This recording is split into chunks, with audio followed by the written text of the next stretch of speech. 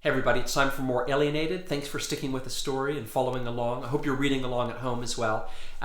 Make sure you hit subscribe, and that way every time I upload a new chapter you'll get notified. And if you're coming to this video for the very first time and you're wondering what the heck is going on, go back to the top of the playlist and start at the prologue. The story makes much more sense if you start at the beginning. Before we start, as always, we're going to do a quick shout out. Today is to Joseph. Joseph, I hope you're doing well, staying in, staying safe.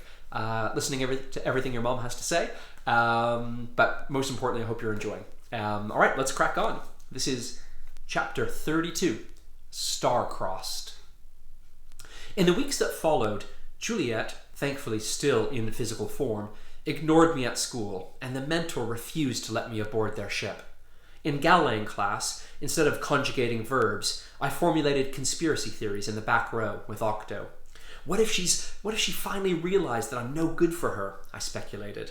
I secretly hoped she was simply ignoring me in order to keep on the mentor's good side, but I knew that was probably naive. That's why we stick to the plan, urged Octo. You race the rocket, you win, you get your prom date, you save the world. Mrs. Rackles, who could hear anything in a 2-mile radius, interjected with some unsolicited dating advice. To love is to suffer. And then she punished us for talking in her class by forcing us to write out all the tenses of to love and to suffer on the chalkboard, in French.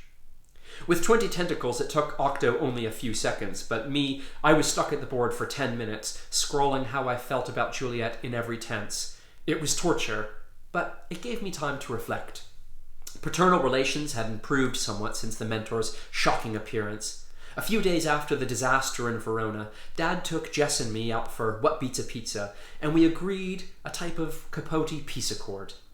Jess was actually nice about my Romeo performance, and I found it in my heart to compliment her on how good the prom preparations were looking. There's only 3 of us in this squadron, Dad said, and we Capotes have to stick together. Dad had a beer, and Jess had fizzy water with lemon, and I indulged my cream soda fetish, and we toasted a fresh start at Groom Lake. Dad even proposed a toast to Mom. To Mom, and finally getting her wings, he said. Thank you, Sherman, for doing that. Yeah, agreed Jess, that was the coolest, stupidest thing you've ever done, but I'm glad she soared that high. We finished our pizza and tucked into my favorite ice cream, mint chocolate swirl. But the conversation turned as cold as the dessert as soon as I brought up the impending end of the world. In a way, I said, I'm glad she's not here to witness Nedageddon. Sherman, you can't go around saying things like that about our allies, Dad warned.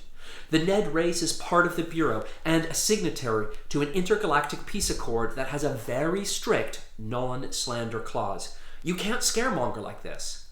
Maybe I couldn't scaremonger, but I could still be scared. I finally decided to confront Juliet about the cold shoulder. I couldn't take it anymore. I needed to know whether we still had our prom date. As I approached the pool table, where Juliet was back in situ, Graz rose and muscled me back, growling, "Come for another trip to the trash, Sherman." With Earth's destruction just days away, I wasn't in the mood for Graz's gruff. It's Sherman, I said, and I'm here to talk to my prom date.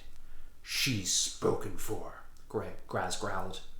I caught Juliet's eye, and she gave me a look I'd never seen on her, helpless and resigned. Instead of radiant and confident, she seemed meek and defeated. Ned casually stretched out his arm and put it around her. Juliet looked at me with sad eyes and shook her head. She was asking me not to make a scene. I retreated from Graz and joined my crew at our table, announcing with new determination that we had to win the rocket race on Saturday. Not only could I not stand the sight of Ned sidling up to Juliet, but now that I had a first in a long while glimpse of normal family life, I didn't want the world to end, just when Dad was beginning to see me as a human being. You want to spend your last week alive stuck in the hangar? Asked Sonia. Why so negative, Pinky? Said Octo. All is not lost, assured Houston. I've been reviewing documentaries of Earth dating rituals and concluded that when the Earth male wins a major game or race, he invariably wins the girl. The Earth girl, snapped Sonia. It was odd that Sonia was suddenly so negative and Houston had become the optimistic one. Are you okay? I asked Sonia. She sighed, flicked her 3 tongues, and shrugged it off as family stuff.